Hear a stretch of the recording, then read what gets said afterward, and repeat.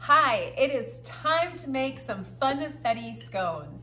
And so this was one of our recipes in our breakfast baking kit that I could not wait to make. I am an avid scone eater on the weekends. And so this to me is the perfect weekend baking project to get all the hands in the kitchen. I did want to kind of walk through this recipe a little bit here with all of our ingredients before we get started. Just because there are a few things that are helpful to kind of do in advance before you actually kind of get in there and make your scones. And so one of those things is in your recipe, it calls for a cold stick of butter that's been cut up. And so what I did is I've already pre-cut my cold butter into little squares so it is ready to go. The other thing is what I like to do is I like to measure out everything so that I can just kind of add and follow along with the recipe. And it's kind of a good, helpful way to kind of like pre-bake in your head before you actually start baking for real. So everything is set up, ready to go. I've got my chocolate chips, I've got my sprinkles, I've got my butter, I've got all my dry stuff laid out, and then I have all of my wet ingredients laid out too, so that I can kind of just get started. So let's do that. Let's get started. All right, so the first thing we're gonna do is we're gonna combine all of our dry ingredients into this bowl. And so I've got my flour measured out, ready to go, and to that we're gonna add our sugar, our salt, and our baking powder. And baking powder is really what causes these to really rise in the oven. And so that is very, very important that we incorporate that into everything. And so the next thing I'm gonna do is I'm gonna grab a whisk, or you can also use just a fork, and stir all of those ingredients up together so that they are all evenly mixed up into our flour. All right, so we've got all of this mixed in, ready to go. The next thing we're gonna do is we're gonna take and we are going to what they call cut in some butter. And so what I'm gonna do is I'm gonna start just kind of dropping these little chunks of butter all over the top of this flour. Now I have very, very warm fingers. And so outside of just putting this butter in here, I will not be using my fingers to mix this up because my fingers are warm and they are already kind of starting to melt this butter right away. If you have very, very cold fingers, you can actually do this with your fingers, this next step here, and just kind of work the dough. Our job is to incorporate the butter into the dry ingredients and into the flour and kind of get it to become a coarse kind of cornmeal texture. And so we want it to be kind of almost like gritty in texture. So I'm gonna take and I'm just kind of getting the last couple of little cubes of butter put in there. And my hands are already getting kind of shiny. And so that's how I know that that is not the job for me. But what it can do is you can take 2 forks here. And what you do is you kind of just like keep smashing the butter into the flour with your forks until that butter starts to break down a little bit into the flour. And so I'm just gonna keep doing this here for a couple, maybe like 30 seconds. And I'm gonna show you the texture here. I keep searching out the big chunks of butter as I'm doing this, cutting in that butter. The other tool that you can use is what's called a pastry blender if you have one. It kind of looks like a potato masher and you can take and you can cut that into that too. That's not a tool that's in everybody's kitchen though. And so I wanted to show you how to do it with a fork so you could see how that was done. All right, so I'm gonna keep working this here. The other thing is that if you just wanna use your fingers and you do have warm fingers like me, you can actually just take and run your hands under cold water and then that'll help cool down your fingers a little bit. And then the technique to use your fingers is I like to just take and pick it up and kind of just break up those pieces of butter and flour together and let them kind of drop back into there until I don't feel any big butter chunks anymore. All right, so those are the 2 techniques. Use the fork, use your fingers, or use a pastry blender if you have that. So I guess that's 3 techniques you can use. All right, it's getting nice and kind of sandy and gritty here. I don't see any of my original big butter cubes in here. And I'm gonna take and work fast so that my fingers aren't melting this butter. That butter is really, really cold. What I usually do is I cut the butter up too, and then I leave it in the refrigerator until I'm just ready to put it into the mixture, and that helps prevent the butter from melting also while you're doing this. Okay, very, very fun job for all sizes of fingers to get in there and kind of just let it rain. Wonderful. Okay, now what we're gonna do is with this mixture is I'm gonna kind of just set it off to the side, shake my hands off here, and we are going to mix up our liquid ingredients. And so for that, I'm gonna grab my heavy cream. Now your recipe says you need a half a cup of heavy cream plus a couple other tablespoons of heavy cream to brush on top. I've already measured out my 2 little tablespoons of heavy cream and with my pastry brush so that I can measure that out later. And so I've separated that out. I don't put the 2 tablespoons on top of here and then try to leave 2 tablespoons in a measuring cup. Now you just kind of put it into a separate dish.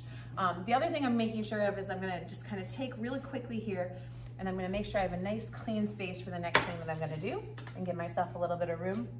And we're gonna add in all the liquids into this container. So I've got our almond extract. Now if you're, and I also have our vanilla extract in there. The almond extract is optional, but it really adds like a little bit of extra delicious flavor and smell to your scones. And so I definitely highly recommend putting that in there. And then to the wet mixture, I'm also going to add our egg. So I'm going to take and crack the egg on a little separate bowl, just in case I get any shells in there. And put that in. I do not see any shells, so that's good.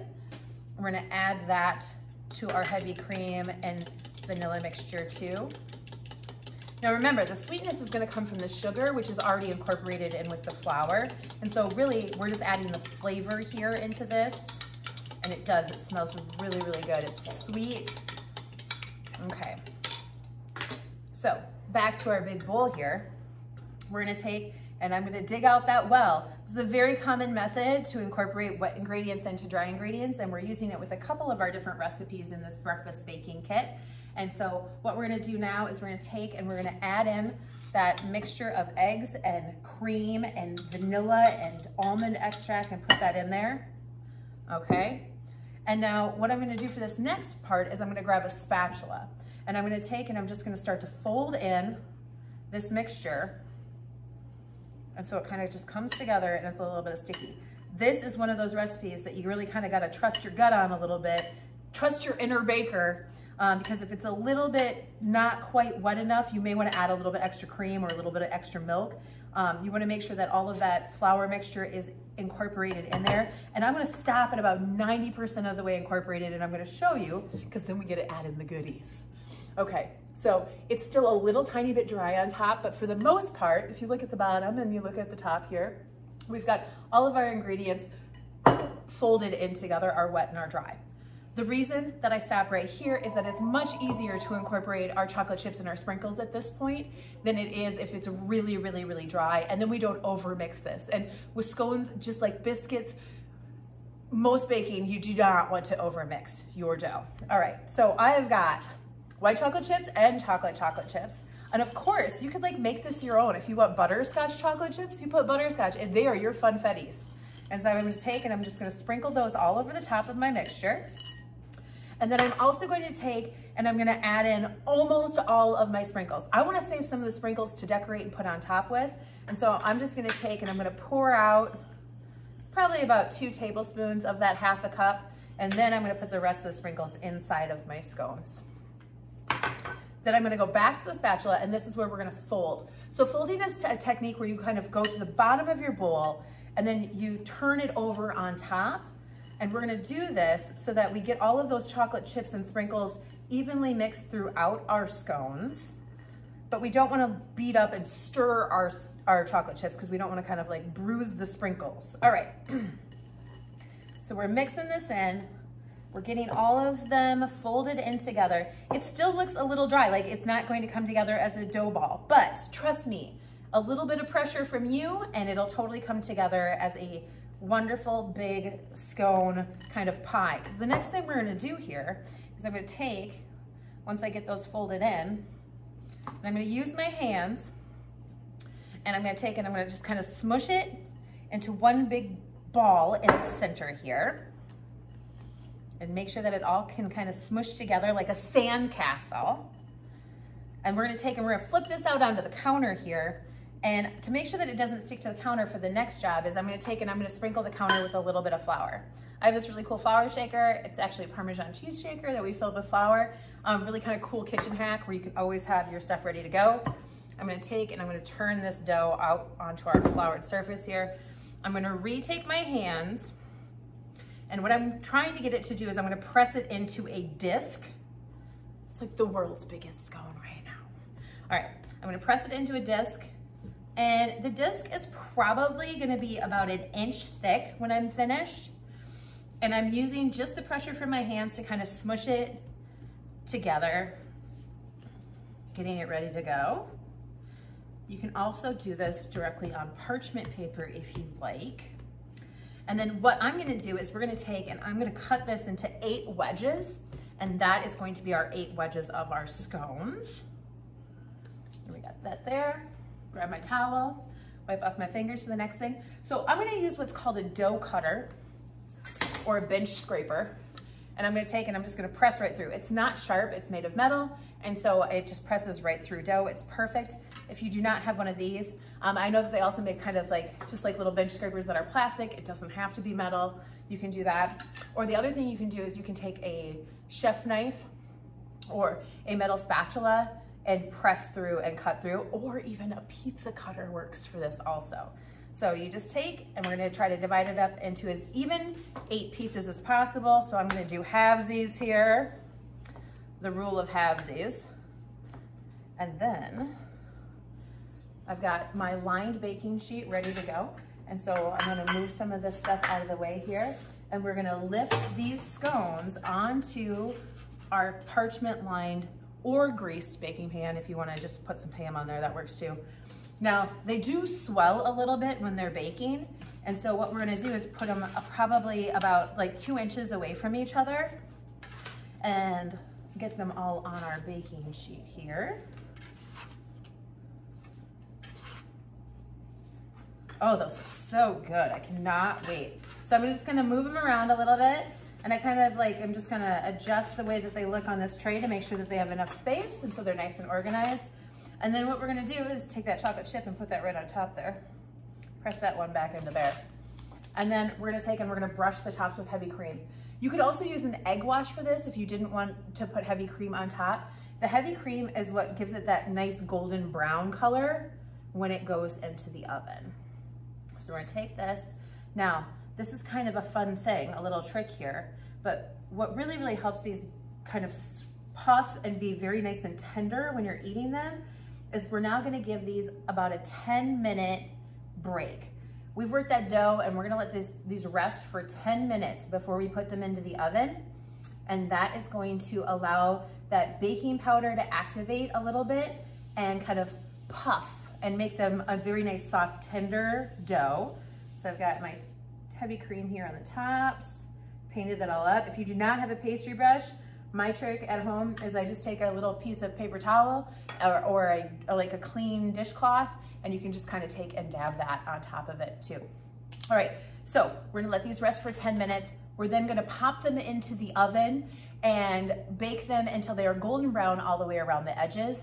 And then when we come back, I'm gonna show you how to do the glaze and put the sprinkles on top for our Funfetti scones.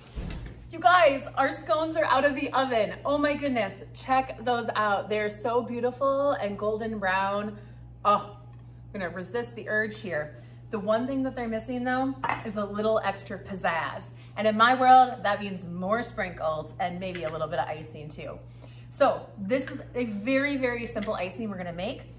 We're gonna add in our powdered sugar. We're gonna add in our cream, and we're gonna add in a little bit of vanilla. Now, if you really, really love almond extract and you have some, you can add a little bit of that in there too.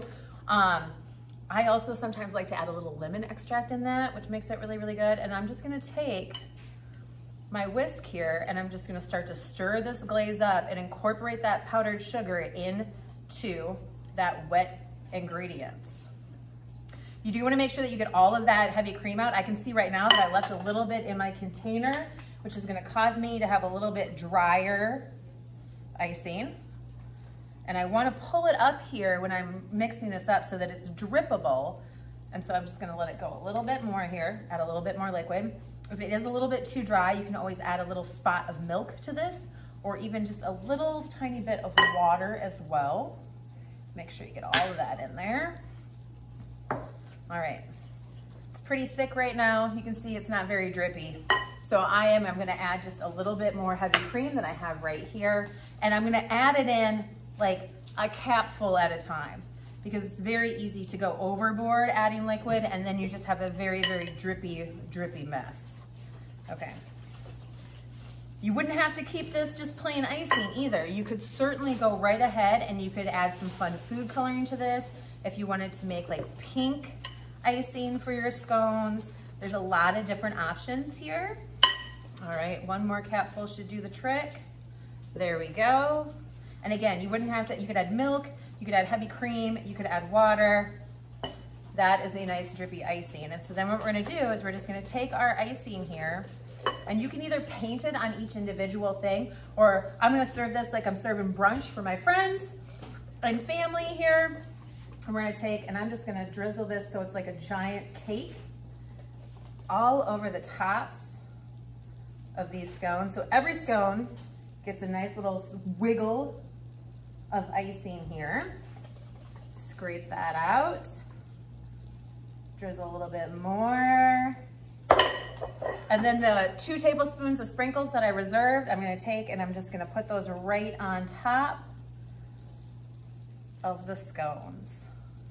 These scones are perfect for a weekend breakfast, for a unicorn tea party, whatever you like.